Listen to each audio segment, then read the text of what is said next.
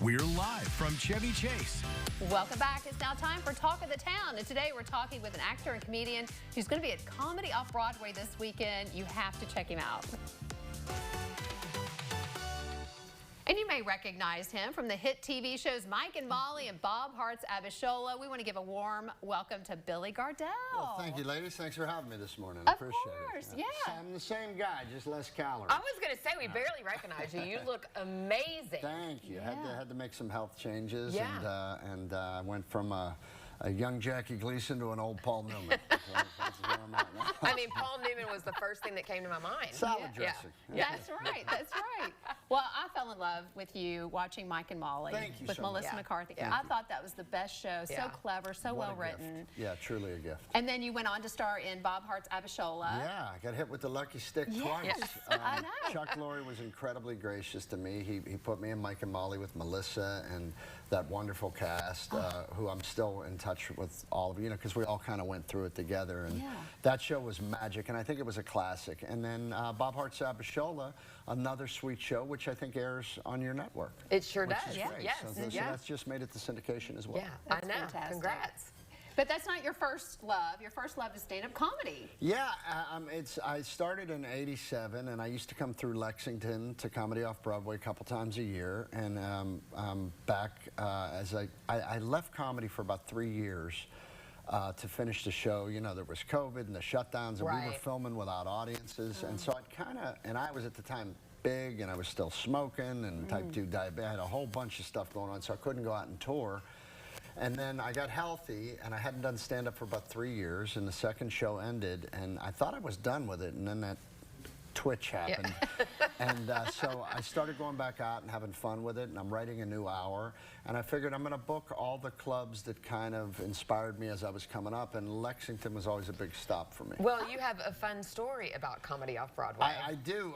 This was my wife and I have been married 25 years, and we had met in Atlanta. I married a Southern girl, which is probably why I can walk upright. Yeah. And I know which fork to eat with.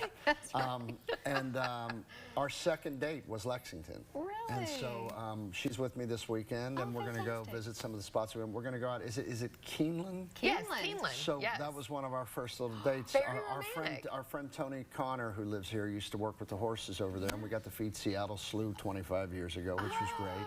And so we're going to go over there today and kind of walk around and take a picture that we took 25 years ago, which is kind of Very cool. romantic So- for I love Valentine's Day. that. I love it. She loves coming back to the South. She'll pick, whenever I do gigs, she'll either pick, you know, if we go to a big city, New York, Chicago, or if it's in the South, she wants to go get sweet tea and barbecue. Yeah. Yes. That's a good woman. And then, you know, she lets me go to Milwaukee by myself. Yeah. So. So you're back out on the road. Yes, I mean, you sit down, you've got to write some comedy. It just isn't like you just don't show up and No. start talking. Yeah. Where do you get your inspiration? Well, I always try to talk about things that unite us, because I think that's missing in Right. the world today. I Absolutely. also write about things we can all laugh about together, so we remind each other of that. So my stuff is always very personal. And where I'm at in my life now is we're empty nesters. My 21-year-old's Same. off Same. at college. Yeah. And I also write for younger people because I think it's... I need some help. I disagree with that a little bit. Okay, I okay. want to be the adult that's rooting for them. Oh, So, fantastic. I Lovely. try to hearken some of my experiences from Generation X to let them know, here's a life hack for you, and let you know there are, like, think of me as the cool uncle. There's a few Okay. people out here rooting for you. I think Yeah. these kids got a lot on them, Yeah. and I want to be the guy that's rooting for them. Oh, Yeah. amazing. So when people come to your show this weekend, what can they expect? Like I said, it's mostly that, and I have a lot of stuff about being married 25 years, and you know, we've made it to the sweet spot. Yeah. Not everybody gets there. Right. So we made it through the storms, and we're there, and I like to talk about that. I talk about my 21-year-old, obviously, and then I talk about this weight transformation and the irony of having to eat like the people I used to make fun of. Yeah. So now it's just, like I said, I try to have a natural flow of what's going on with me, and share. I think shared experience is what we're missing. So that's what I try to write about. Right. Well, you look amazing. Well, and you guys look amazing. Well, thank thank you, you. thank you. And you've done so much. Been Do you very have lucky. a favorite role or a favorite thing that you've done? You know, they're all kind of part of you as you do them, but if I had to pick a favorite, it would probably be Mike and Molly, just Yeah. because that was what brought me to success. And the group on Mike and Molly, we were all over 40 when we hit. So there was no arrogance in that stage. Everybody had been kicked around and rejected or not made it or missed the gig or didn't get the gig. Everybody had done that for like 15, 20 years. And so when we all experienced success, we experienced it together. But I think the fact that we were all 40, there was no arrogance. It was just gratitude. Yeah.